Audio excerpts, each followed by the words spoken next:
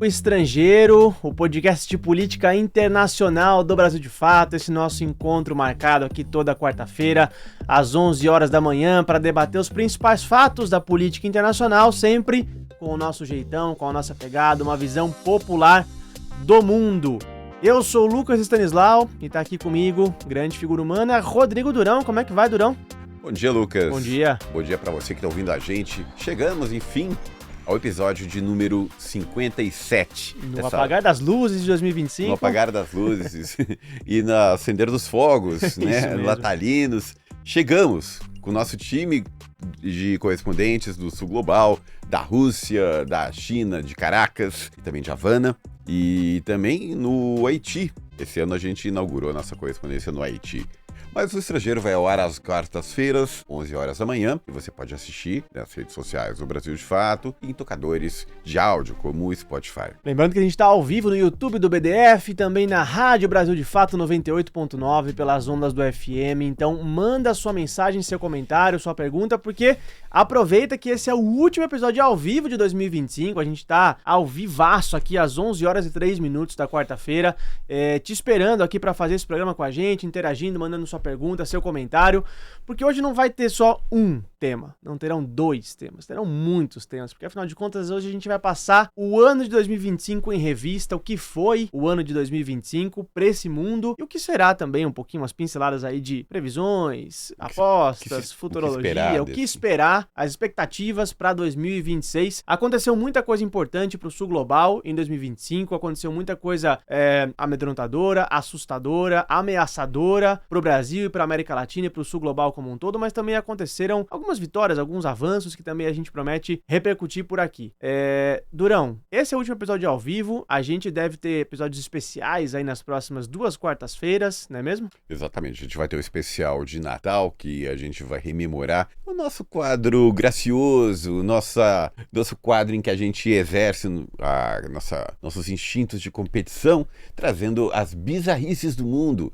Tá engraçado, tá legal, não perca na próxima quarta-feira. Hoje tem a última batalha do Terra Plana aqui no episódio de hoje. Teremos teremos deve ser decidida aí pra quem vai esse troféu tão disputado. uma batalha que promete ser sangrenta e no nível mais abstrato, claro, né? Modo de falar. Exatamente. E pro último episódio do ano, do dia 31 de dezembro, você não pode perder também um episódio especialíssimo sobre o Haiti, recebendo a nossa correspondente lá, né, a Chá da FOL, que trouxe muitas novidades, muitas atualizações pra gente sobre a crise haitiana, sobre como se organiza o povo haitiano, desmistificando aí vários pontos que às vezes são mistificados, são escondidos pela imprensa comercial brasileira e estrangeira. Mas hoje a gente tá trazendo aqui o último episódio ao vivo do ano. Os próximos episódios também vão ao ar às 11 da manhã e ano que vem a gente muda de horário, hein? Então anota na agenda, porque a partir de janeiro de 2025 o Estrangeiro passa para as 15 horas, às 3 da tarde. Os canais são os mesmos, no mesmo canal do BDF no YouTube, na Rádio Brasil de Fato FM, mas em outro horário às 15 horas, Durão. Pois é, a gente vai virar vespertino e com novidades, né?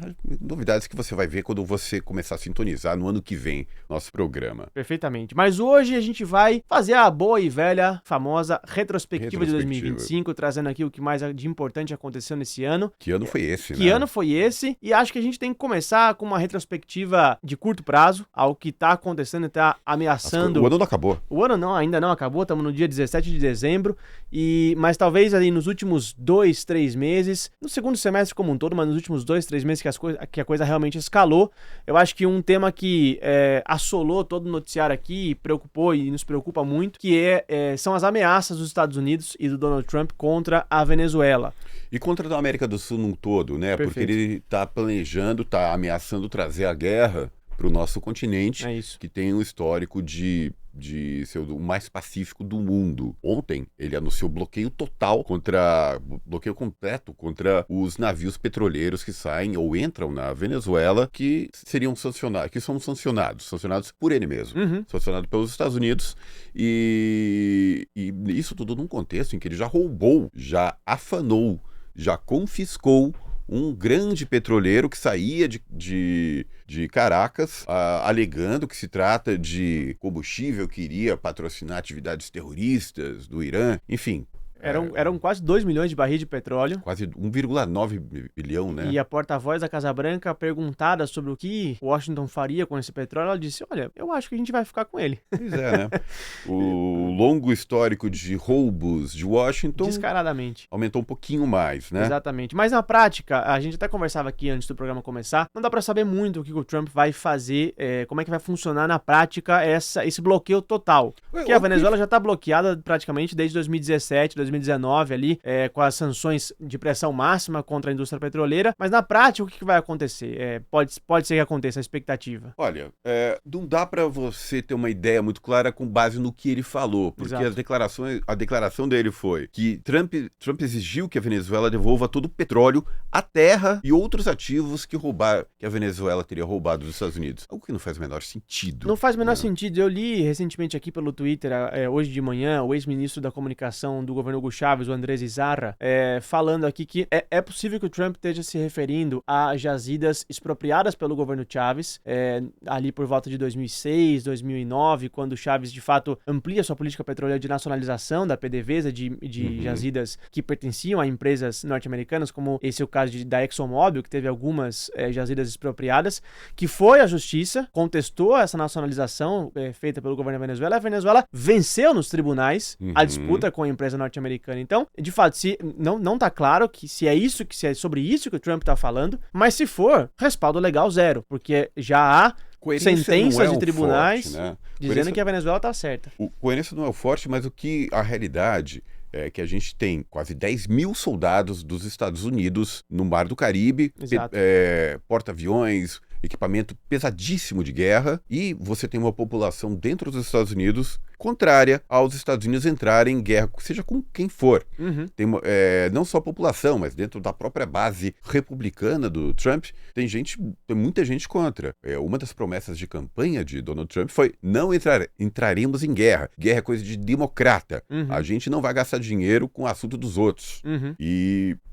Mas colocou 10 mil soldados lá. Uma forma de talvez pressionar o governo de Caracas seria justamente estrangular economicamente, né?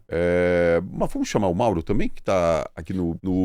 Simbora. Mauro Ramos, para brilhantar esse último episódio ao vivo aqui do Estrangeiro, que não tá em Pequim, né, Mauro? Explica pra gente onde é que você tá especificamente e diz pra gente, porque a Venezuela conta muito com o apoio de aliados do Sul Global, como a Rússia, como o Irã e principalmente como a China, país onde você é correspondente, onde você vive e trabalha. Então, conta pra gente, Mauro, como é que de Pequim você acompanhou essas movimentações do Trump contra a América Latina e como é que a China vem se posicionando, né, em relação a essas hostilidades?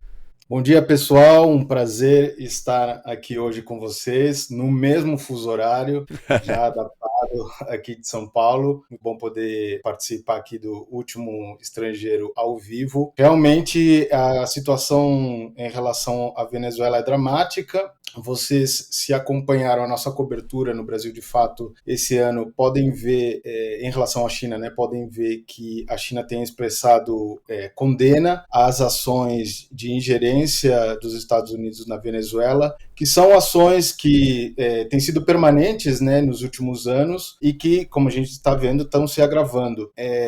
Tem a ver com uma mudança de estratégia mais pesada dos Estados Unidos, e eu queria trazer só uma questão importante, que foi o documento de estratégia de segurança dos Estados Unidos, publicado há pouco tempo, que a gente fez uma matéria sobre esse documento a partir da nossa cobertura da China, porque o documento é muito centrado na China. Por exemplo, toda a parte dedicada às regiões, né, a parte do documento que destaca diferentes regiões do mundo. Na Ásia, o documento fala exclusivamente sobre a China, mas o documento também fala sobre a América Latina sem mencionar a América Latina, né? A região do hemisfério ocidental, como eles chamam, fala sobre os Estados Unidos, mas, obviamente, a estratégia em relação à América Latina. E ali existem algumas declarações que vão muito na linha do que está acontecendo agora, especificamente no Mar do Caribe, né? O documento diz que o hemisfério ocidental abriga muitos recursos estratégicos que os Estados Unidos devem desenvolver em parceria com aliados regionais.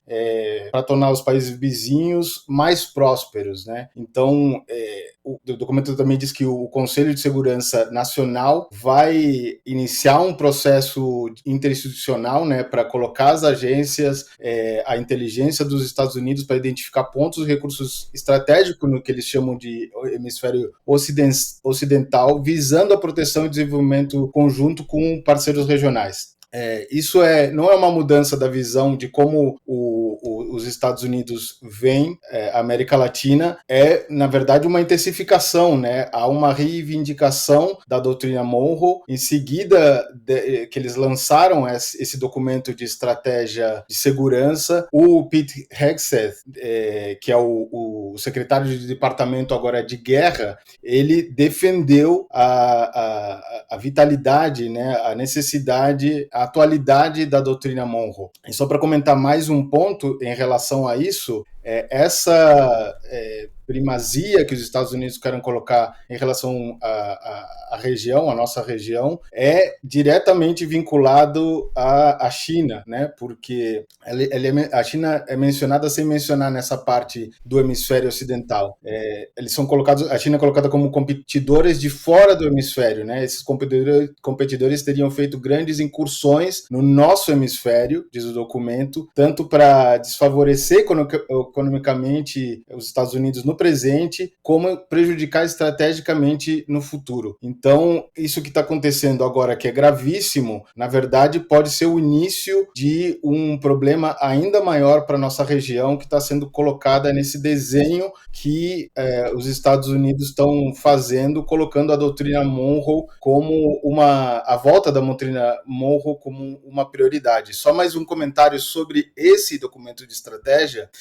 Na análise que a gente fez sobre esse documento, eu peguei outros documentos de segurança, de estratégia de segurança de outros governos, desde o Bush, ali em 2002, que foi o documento depois do 11 de setembro de 2021, né? Todos eles mencionam dezenas de vezes as palavras terrorista, terrorismo, ISIS, um pouco mais perto, né? Al-Qaeda lá no começo. E neste documento, recentemente lançado pelo governo Trump de estratégia de segurança, existem 4 menções às palavras terrorismo, terrorista, e elas são menções a narcoterrorismo e especificamente relacionadas à nossa região da América Latina. Então, isso é um sinal de mudança gigantesca, né? O documento de estratégia de segurança dos Estados Unidos deixa, por primeira vez em 20 anos, em mais de 20 anos,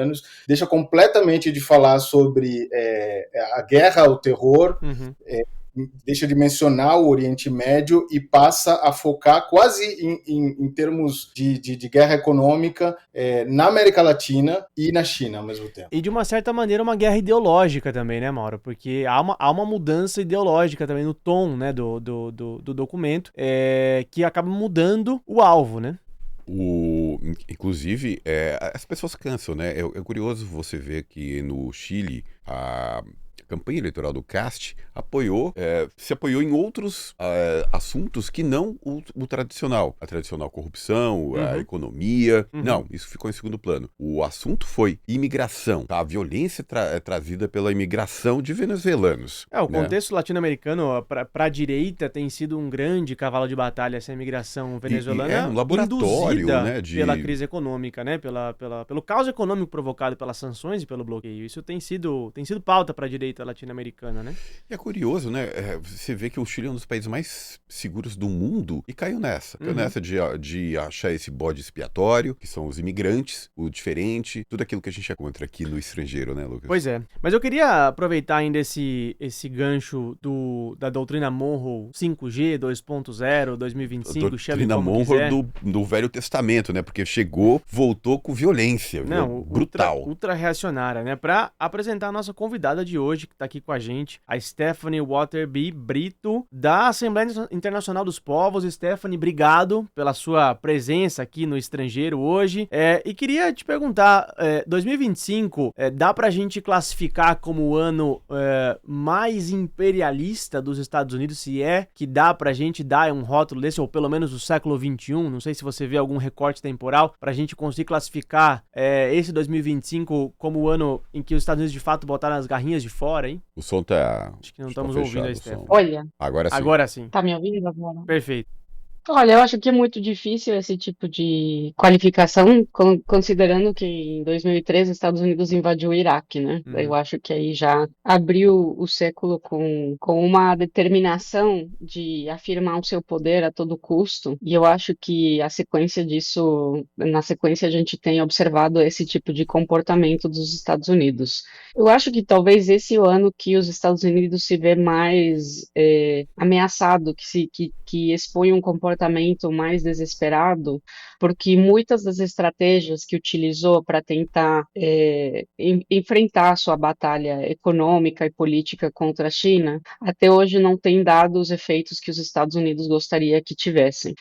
Para os Estados Unidos, a bem-sucedida reunião da Organização de Cooperação de Xangai foi um golpe muito forte, porque nessa reunião da organização teve alguns acontecimentos muito importantes, né? Primeiro que é uma organização que já contém dentro muitos países além da Ásia, não só da Ásia, e que inclui países que são considerados inclusive aliados dos Estados Unidos. Então é uma forma de meio que entrar no território que os Estados Unidos considera dele, dos seus aliados, de quem já está no seu lado. Então, nesse sentido, a entrada desses países, a participação desses países já é considerado um problema. Agora, como um segundo elemento, o fato de ter um compromisso para formar um novo banco de desenvolvimento, o Banco de Desenvolvimento da Organização de Cooperação de Xangai, é um passo muito importante, porque o que ele anuncia é a possibilidade de ter um comércio em outra moeda que não seja o dólar, que é a grande preocupação dos Estados Unidos, né? Claro. Os Estados Unidos está em crise faz muitos anos, e uma das formas que tem conseguido manter uma certa estabilidade nessa crise econômica é pela dependência que causou dos outros países do mundo no dólar. Então, a economia dos Estados Unidos é subsidiada pela economia dos outros países do mundo devido a esse comércio em dólar. Então, esses caminhos que a China está começando a traçar para superar o dólar como moeda internacional são um golpe muito duro para os Estados Unidos. E, certamente, o segundo elemento que coloca os Estados Unidos nessa posição de fragilidade é a participação do MODI na reunião da Organização de Cooperação de Xangai. Porque o que sinaliza é que o MODI, que a Índia, que é um parceiro muito importante dos Estados Unidos historicamente, que a Índia vai ter uma política exterior que não vai ser ditada pelos Estados Unidos. E isso é muito perigoso para o imperialismo, né? Porque uma aliança entre Índia e China é uma aliança muito potente, economicamente falando, e aí isso também debilita fortemente o que seria esse cerco militar que os Estados Unidos quer formar em torno da China, né? A Índia é parte muito importante da estratégia militar dos Estados Unidos na Ásia, né? Não é o parceiro mais importante, é importante ter a Índia alinhada com os Estados Unidos. Então, tem esses golpes, tem o fato de que a guerra na Ucrânia, nada indica que a Ucrânia e a OTAN vão vencer essa guerra, que os Estados Unidos vai vencer essa guerra, tudo indica que a Rússia continua avançando, conseguindo manter as conquistas que já teve. Então, nesse contexto, eu acho que os Estados Unidos, a política externa dos Estados Unidos é uma de bastante desespero, a política imperialista. E você soma isso, o fato de ter na Casa Branca hoje, com um poder que nunca teve no passado, uma figura como o Marco Rubio, né? O Marco Rubio tem um compromisso ideológico de desconstituir, de desmantelar a esquerda da América Latina. Ele vê a esquerda da América Latina como uma forte ameaça para o projeto americano em todos os seus sentidos, né? Então, o Marco Rubio hoje tem um poder que a gente não esperaria que tivesse. Então, quando você junta todos esses elementos, né, de fragilidade, de debilidade, de ter uma série de estratégias que não estão surtindo o efeito desejado, e você soma isso, o fato do Marco Rubio estar na Casa Branca, você entende um pouco melhor o porquê desse retorno da doutrina Monroe, por que a doutrina Monroe vira a peça, uma estratégia-chave para tentar fazer esse enfrentamento.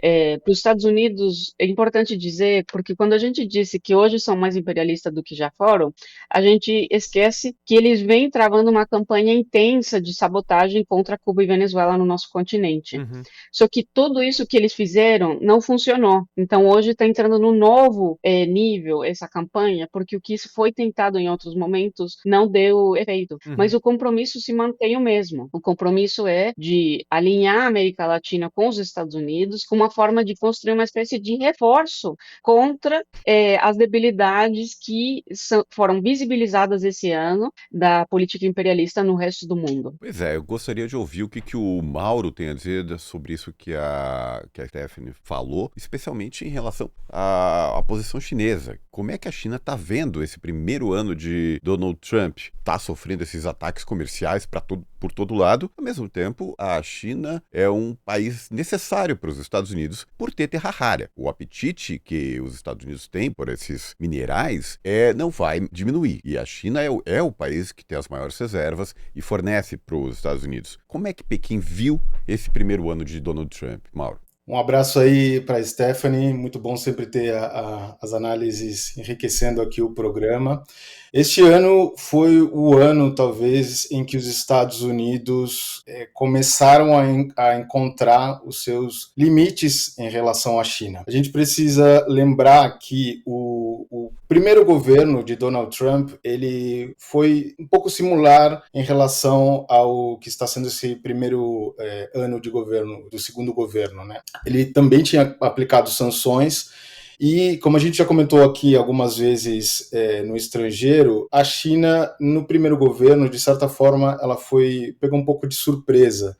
Com a volta do Donald Trump, a China estava tanto mais preparada politicamente como mais desenvolvida em termos tecnológicos e outros setores da economia também, como, por exemplo, o das terras raras. Então, os Estados Unidos começaram com uma posição muito forte, né, com essa questão do tarifaço, o Trump colocando tarifas em muitíssimos países do mundo. A China foi o país que respondeu com mais veemência, né, com tarifas na mesma medida e algumas outras respostas bem fortes. E a China acabou puxando os Estados Unidos para a mesa. As reuniões que foram e as chamadas que foram feitas entre o Xi Jinping e o Trump, elas foram feitas quase sempre a pedido dos Estados Unidos, e os Estados Unidos acabam sentando na mesa lá na Coreia do Sul, em Busan, com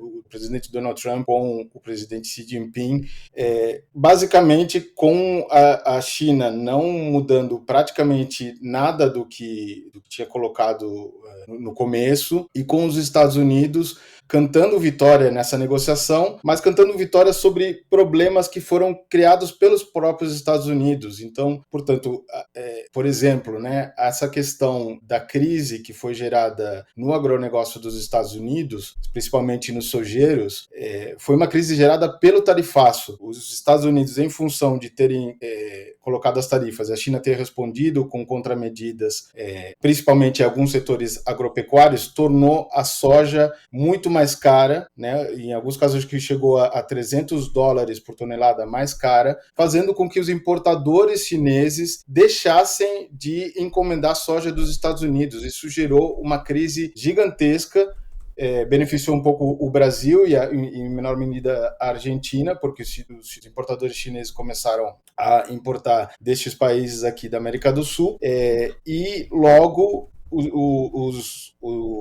o governo Trump anuncia uma negociação com o governo chinês, onde o governo chinês se comprometeria a resolver essa questão. Mas essa questão foi um problema colocado pelo próprio Trump. Então, não foi uma vitória, né? Existe muito de propaganda nessa questão do Make America Great Again, tornar os Estados Unidos grande novamente. É muito propagandístico. A China, este ano, mostrou os limites do Império Norte-Americano, não em nível mundial, né? Porque ainda tem uma presença militar e através do dólar muito forte, mas em relação à China, ficou completamente evidente as limitações dos Estados Unidos para impor políticas. A outra questão é o que você mencionou, Durão. Essa questão das terras raras, talvez o mundo estava um pouco distraído, né, e não percebeu a capacidade da China de não só ter acesso às terras raras, né, porque a China tem uma grande quantidade desses minerais em seu território, também explora esses minerais em outros territórios, mas o mais importante é que a China tem dominado a tecnologia de processamento dessas terras raras. O processamento industrial dessas terras raras. Então, o que a China fez a partir do tarifaço foi controlar não a exportação de terras raras,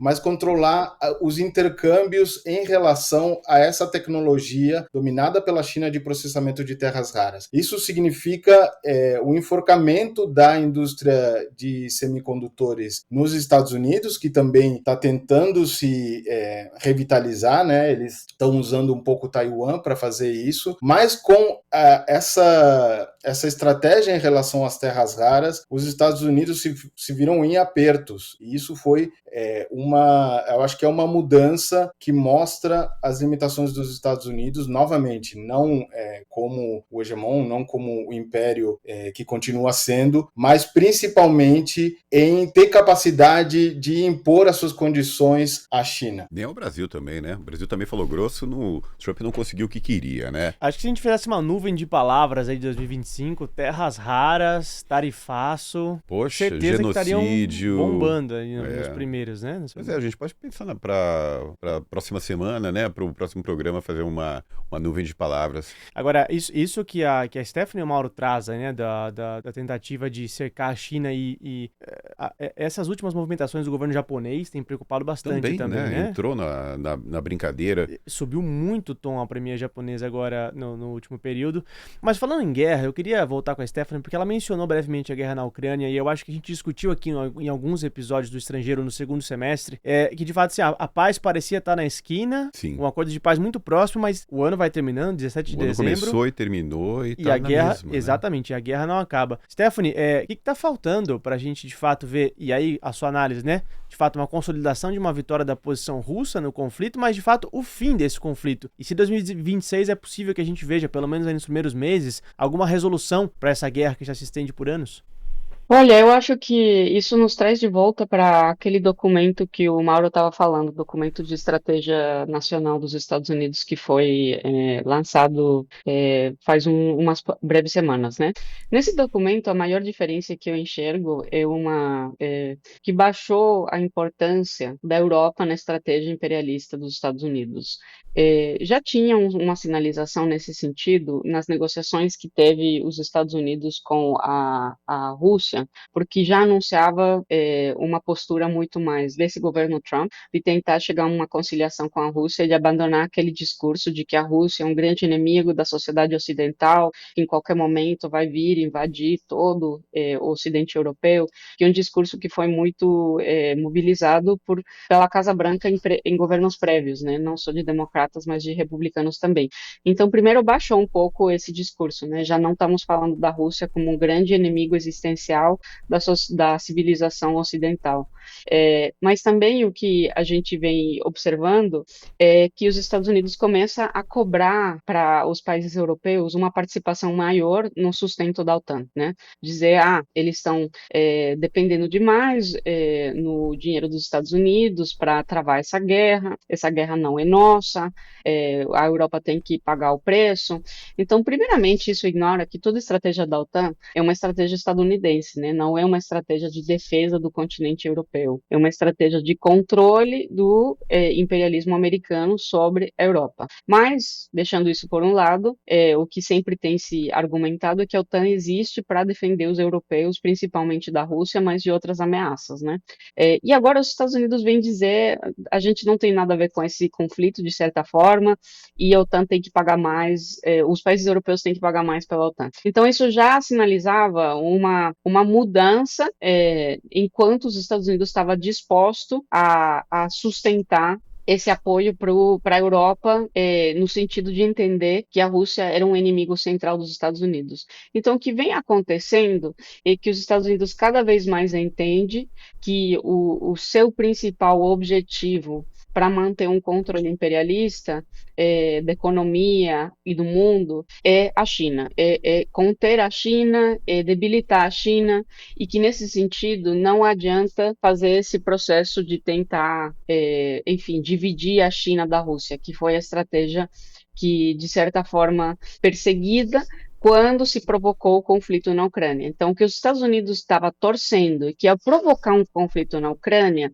isso ia dividir a China da Rússia. Isso não aconteceu, né? A gente vê que os laços entre a Rússia e a China se estreitaram. Além disso, a Rússia não ficou isolada, ela foi ganhando outros aliados. Ela ganha um aliado da Coreia do Norte, ela vai continuar tendo uma aliança importante com o Irã, ela é aliada da Venezuela em alguns sentidos. Então, esse isolamento da Rússia não acontece. Ao mesmo tempo, os Estados Unidos vai vendo que o seu inimigo central é a China, então tem que focar na China, o que implica abandonar, de certa forma, a Europa. Então, é isso que eu vejo como um tema central nesse novo documento de estratégia nacional, que a Europa e a defesa da Europa não é mais o principal frente nessa preservação do imperialismo estadunidense. Agora, o foco, como o Mauro já falou, é a China, unicamente a China, mas para isso é necessário construir, reforçar os Estados Unidos nos outros continentes onde é possível. Tem uma leitura nessa Casa Branca de que os aliados europeus têm sido dependentes, têm sido fracos, têm sido pouco leais, que eles não se submetem aos Estados Unidos tanto como eles deviam, considerando o apoio que eles estão recebendo. Então, tem uma certa desqualificação dessas alianças que os Estados Unidos manteve na Europa, né? Já teve isso no primeiro governo Trump, houve muitas críticas, né, em relação à relação que a Alemanha mantinha com a China, comercial, a relação econômica que a Alemanha mantinha com a Rússia. Então, tem leitura nessa Casa Branca de que a Europa, enfim, não prestou como aliado, porque o que a gente tem que entender é que o imperialismo hoje, ele não precisa de aliados, ele precisa de nações submissas. Ele não quer nenhuma mínima afirmação de soberania desses países que vai considerar como parte do seu equipe. Ele quer capangas, né? Capangas para executar sua política em determinadas regiões. E engraçado... E muito claramente a gente vê isso no caso do Japão, que vocês já mencionaram, né? Esse é o tipo de relação que os Estados Unidos quer. Os Estados Unidos quer países que estão dispostos a submeter a sua política nacional, seja de segurança ou econômica, para perseguir os objetivos dos Estados Unidos. E, nesse sentido, a Europa cumpriu uma função, mas não o suficiente e deixou de ser tão importante. Então, por isso que os Estados Unidos está disposto a chegar a um certo acordo com a Rússia. É só a gente revisitar, aqui no tema do episódio de hoje, a retrospectiva europeia. Os principais países da União Europeia estão desmoralizados. Enfraquecidos, empobrecidos. E eu achei curioso dessa nova doutrina Monroe, no tocante aos europeus, foi que eles levaram ainda uma bronca por não serem racistas o suficiente. Diz que se a coisa continuar do jeito que está, sem controle migratório, eles vão deixar de ser europeus. Não, é chocante. Como se europeus fossem aqueles estereótipos um supremacismo brancos, arianos. Exato. Claramente. Agora, assim, a gente relembra a Alemanha, o governo fraquíssimo do Olaf Scholz, do SPD, que perdeu o controle. A extrema-direita virou a segunda força do país. O Macron, que governa praticamente sem parlamento, passando por cima do resultado das urnas, né? Que elegeu a esquerda no legislativo, a maioria de esquerda no legislativo. A Inglaterra, o Reino Unido, fraquíssimo. Um governo trabalhista que de trabalhismo, eu sou mais Labour do que o Keir Starmer, perdão, assim, porque não dá pra entender como que aquele premier tem uma tradição Labour, e aí o Jeremy Corbyn, que seria o último espectro da esquerda ali britânica dentro de uma esquerda institucional, tentando refundar um partido, porque dentro do Partido Trabalhista também não se faz vida política mais ali dentro, né? E os três linha auxiliar de Israel no genocídio em Gaza, e os três ali completamente de cabeça baixa pro governo do Donald Trump. Altíssimas concessões na época do tarifaço, não bateram o pé e ainda são humilhados, né? Exatamente. Totalmente humilhados. É a técnica do Trump. Olha só, a gente tá com uma audiência maravilhosa aqui, poucos likes, quero pedir likes pra vocês, quero pedir superchats aqui, por que não? Dedo no botão. E quero aproveitar também pra passar o chapéu e pedir pra que você apoie o Brasil de Fato. Por favor. Sem o seu recurso, por favor. S'il vous plaît, please, em qualquer idioma que você quiser. Ajude o jornalismo de verdade. A gente tá pedindo aqui, né, Durão? E pedimos com gosto. Mauro, a gente acredita no que faz. Mauro vai falar em mandarim daqui a pouco aí. Tem que pagar o salário do Mauro. Apoia o Brasil também. De Fato, por favor. Então aponta o seu celular para esse QR Code que tá aparecendo na tela. Acesse apoia.se/Brasil de Fato e vem com a gente, vem construir o BDF com a gente, essa iniciativa de imprensa popular aqui no Brasil e no mundo, que leva correspondentes para os 4 cantos do sul global e precisa da sua ajuda, do seu apoio para continuar aqui entregando o Estrangeiro e todos os nossos conteúdos aqui na rádio, no site e no YouTube. Então, vem com a gente e apoia o BDF. Lembrando que a gente não tem caixinha de Natal, né? Exatamente. Então, pode fazer as honras. Exatamente. Nem ajuda de banco, nem do agronegócio. Não, com muito orgulho. E também a gente não vai pra Lima ver final da Libertadores. Olha só, a gente tem alguns comentários muito legais aqui, o do canal Q5R, que diz que a China vai dominar 2026, e a Val Rosa, que manda aqui, ó, esse assunto causa enorme ansiedade, a Palestina é com certeza um laboratório para essa nova atuação imperialista ao redor do mundo. Vamos falar de Gaza, né, Durão? Tem, né? Que o segundo ano de genocídio deu uma abrandada com essa esse cessar-fogo, né? Exato. Cessar-fogo que os árabes dizem, eles cessam e Israel mete fogo. Exato. É assim que funciona, porque o cessar-fogo ele acabou não se concretizando. O Israel continua bombardeando Gaza, cometendo, se Jordânia, melhor a gente nem falar, né? Porque continuam as sabotagens, o confisco de terra, a impossibilidade da colheita de azeitona ali nas terras palestinas. O roubo continua acontecendo à luz do dia. Mas em Gaza foi o ano em que a gente teve o maior número de pessoas mortas de fome. Uhum. Quase 500, sendo que mais de 100 crianças. Uma barbaridade que não se via desde a Segunda Guerra Mundial, né? O Holocausto. Não, de fato, um genocídio, né? Mais de 70 mil pessoas mortas já desde o início do 7 de outubro. E é como você disse, um cessar-fogo completamente frágil, com iniciativas completamente débeis propostas pela comunidade internacional. Você tem aí a proposta da França mediar uma Constituição palestina. Ninguém sabe o que vai acontecer, né? Exato. O que se sabe é que eles vão ganhar dinheiro. O futuro que se desenha é, de fato, pouco crível, né? E o que aconteceu também em 2025 foi um brutal enfraquecimento do chamado eixo da resistência, com Israel atacando não só o Hamas em Gaza, mas o Hezbollah no Líbano. Me ajuda aí, Durão.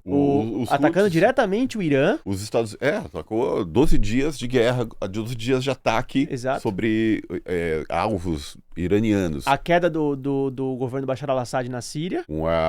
Com um novo governo ligado à Al-Qaeda, também que enfraqueceu esse eixo pró-iraniano, pró-xiita, né, que vinha de Teherã, passava pela Síria até o norte do Líbano, chegando em grupos aliados, Hamas e os Houthis no Iêmen. Sim. Stephanie, como é que você está acompanhando esse final de ano ali na região, e se 2026 vai ser, infelizmente, o ano que a gente vai ver a Grande Israel se consolidando e virando hegemônica naquela região? Olha, eu acho que o Israel conquistou bastante durante esse período da guerra, mas eu acho que também criou certos obstáculos no sentido de se tornar hegemônica, como você falou. Uhum. Eu acho que temos que lembrar que há vários países na região que se opõem à hegemonia israelense na região, né?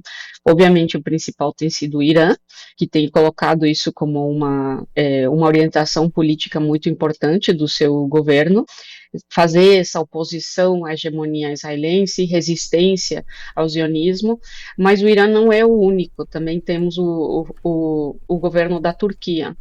A Turquia, ela tem um interesse de disputar a hegemonia na região, né? Ela não se conforma com ser submissa aos desígnios dos Estados Unidos e o Israel. E a Turquia é um país que vem se consolidando internamente, né? E que também tem uma força cada vez econômica maior. A Turquia tem os seus aliados na região e tem os seus mecanismos também para tentar influenciar a política nos diferentes países para ganhar um certo espaço. Temos também o caso da Arábia Saudita, que, embora ela é submissa aos Estados Unidos, ela não está totalmente aliada no sentido de se conformar com ficar da mesma forma submissa a um desígnio a uma estrutura da região sob a hegemonia do Israel. Então, eu acho muito difícil o Israel conquistar isso, porque tudo que o Israel faz, ele gera resistência, né? Foi uma coisa que a gente já discutiu no programa em algum momento, que o Israel pode pensar que ao eliminar, eliminar a população palestina em Gaza, isso vai acabar com a resistência, mas o fato é que todos esses sobreviventes, eles viram eventualmente também lutadores da resistência, porque o processo que o Israel trava, ele gera muita resistência dentro da Palestina, né? E ao mesmo tempo, ele tem gerado resistência em outros países da região, tem gerado cada vez mais esse processo de normalização entre Israel e os outros países é visto como mais polêmico. Então, é mais difícil para os países árabes fazer esse processo de normalização com Israel, porque é muito castigado politicamente pela população, né? Esse é o caso também da Turquia. A população turca, ela tem como um elemento muito forte essa questão de se opor ao genocídio em Gaza, né? Por uma questão tanto religiosa como étnica.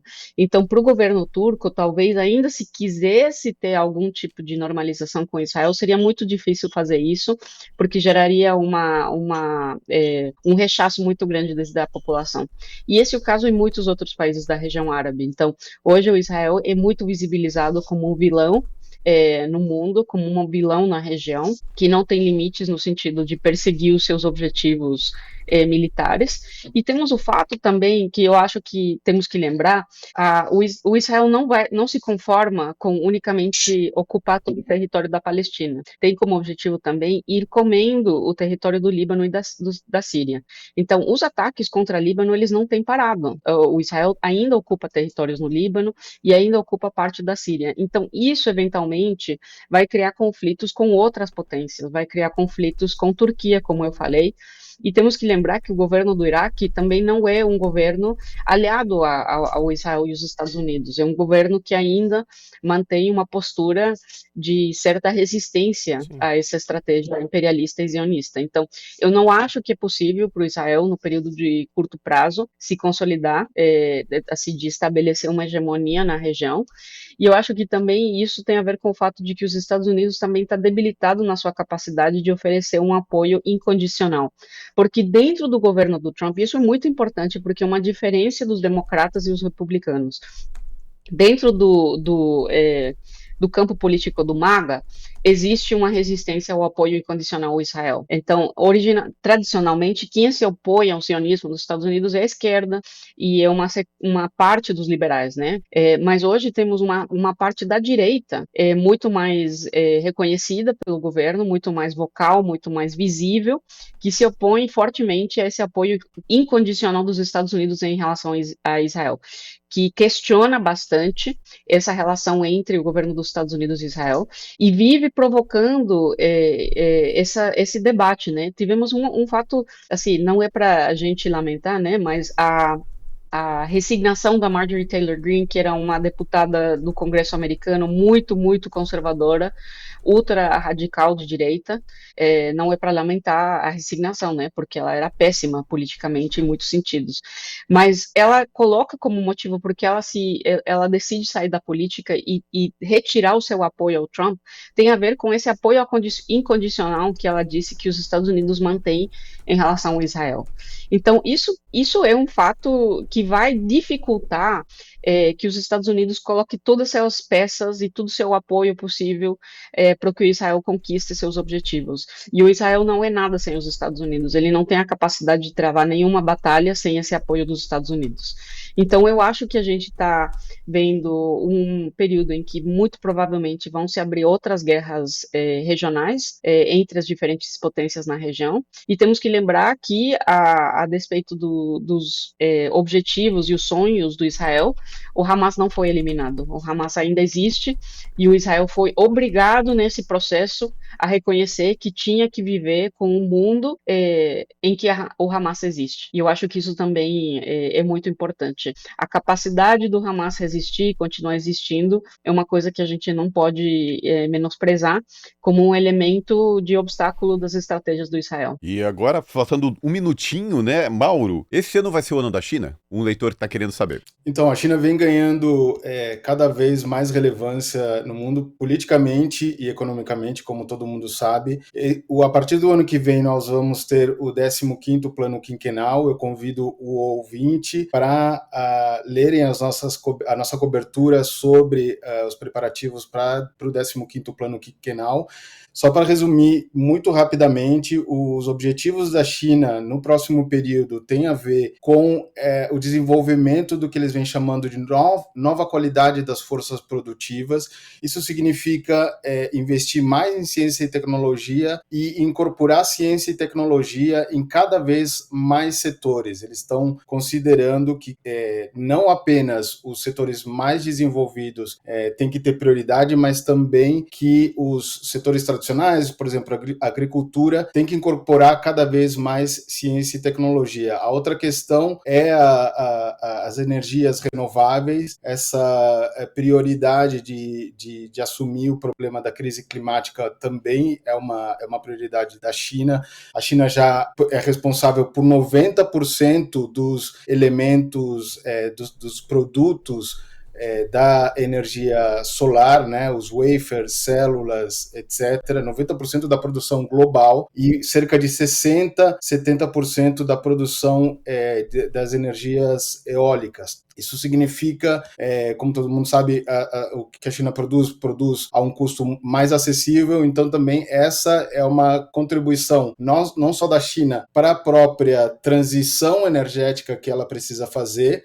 Hoje ainda 60% da produção de energia na China depende do carvão, mas também em relação ao mundo, né? Então, esses são alguns dos elementos que a China está colocando para o 15º Plano Quinquenal, que vai de 2026 a 2030, e a gente, na nossa cobertura, eu realmente convido o ouvinte a acompanhar as discussões sobre o 15º Plano Quinquenal, porque tem outros elementos que têm a ver com geopolítica, com a defesa da China, né? Essa questão da defesa do princípio de uma só China, que envolve Taiwan e que vai estar em pauta, como vocês sabem, especialmente frente às ameaças que o Japão vem colocando cada vez mais. No brasildefato.com.br, aqui na rádio BDF 98.9, no YouTube do Brasil de Fato, no estrangeiro, o Mauro Ramos vai estar brilhando ano que vem para trazer todas as notícias da China. E responder se vai ser o ano da China, né? Exatamente. Fica de olho do leitor. Olha só, ô Durão, 2025 tá acabando e você sabe que um ano é quando a Terra completa uma volta em torno do Sol. Dizem, né? Dizem. Se a Terra gira no movimento de translação, a Terra plana gira como? Meu Deus, ela capota, né? Como se fosse um disco de vinil, talvez, né? O disco de vinil jogado,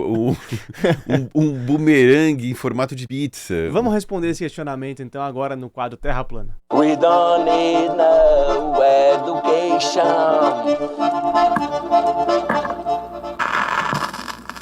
A Terra é plana. Então tá bom. No pique, vamos nessa para o quadro Terra Plana, o último ao vivo de 2025, essa gincana aqui, onde cada um de nós vai trazer a maior bizarrice que saiu na semana do noticiário internacional, e quem escolhe quem merece o troféu é a nossa convidada de hoje, Stephanie, estamos em suas mãos. Mauro Ramos, diretamente de Perdizes, em São Paulo, Conexão Pequim, o que você traz pra gente, camarada? Alô, Mauro? Será que o Mauro caiu? Perdemos o Mauro? Não. Vai lá, Mauro. Voltou. Estão me ouvindo? Agora sim. Manda bala. Então, uma notícia para continuar no nosso assunto, né, dos Estados Unidos. Unidos e o narcoterrorismo, simplesmente o governo Trump designou o fentanil como arma de destruição em massa.